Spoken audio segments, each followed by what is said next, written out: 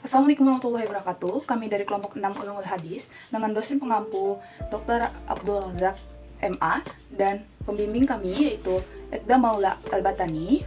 Saya sebagai moderator Anissa Rahmalila, pemateri Zuhair Marzuk Siregar, dan kami akan menjelaskan materi mengenai memahami tingkatan hadis. Nah, sekarang kita akan masuk kepada pembahasan tingkatan-tingkatan hadis dan nilai-nilainya. Yang pertama yaitu hadis mutawatir, yang kedua hadis masyhur, yang ketiga hadis ahad.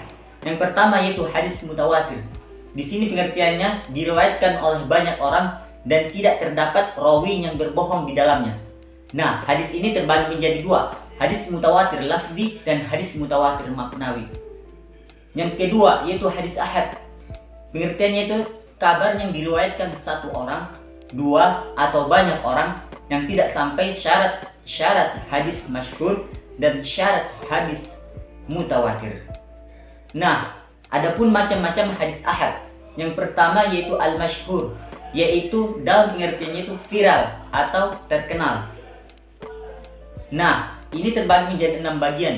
Yang pertama hadis yang terkenal di kalangan ahli hadis, hadis yang terkenal di kalangan fuqaha, hadis yang terkenal di kalangan ulama usul fikih, hadis yang terkenal di kalangan ulama hadis, fuqaha usul fikih dan awam, hadis terkenal di kalangan ahli nahwu, dan yang terakhir yaitu hadis terkenal di kalangan awam.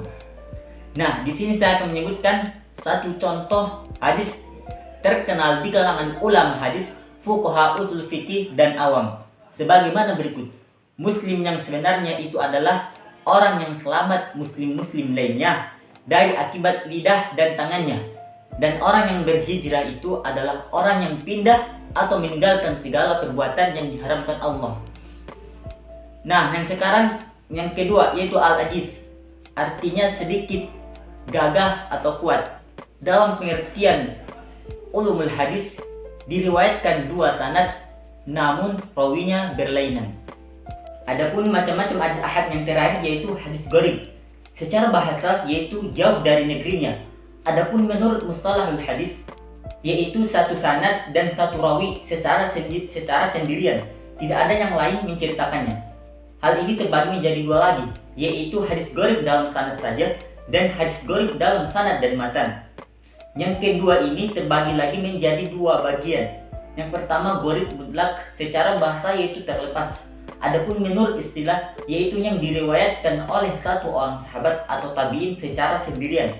Adapun yang kedua yaitu gharib nisbi, yaitu secara bahasa sebangsa. Adapun menurut istilah yang diriwayatkan selain sahabat atau tabi'in secara sendirian. Sekian dari saya. Dalam hal ini, kesimpulan dari materi tersebut adalah bahwasanya hadis terbagi menjadi 3 dari nilainya, yaitu pertama mutawatir, yang perawinya ada banyak dan mustahil mereka berbohong. Kemudian ada masyhur.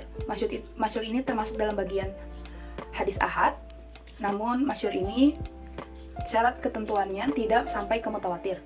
Kemudian ada hadis ahad yang merupakan perawinya 1, 2, atau juga banyak perawi, namun tidak memenuhi syarat masyhur dan juga syarat mutawatir. Sekian dari kami. Wassalamualaikum warahmatullahi wabarakatuh.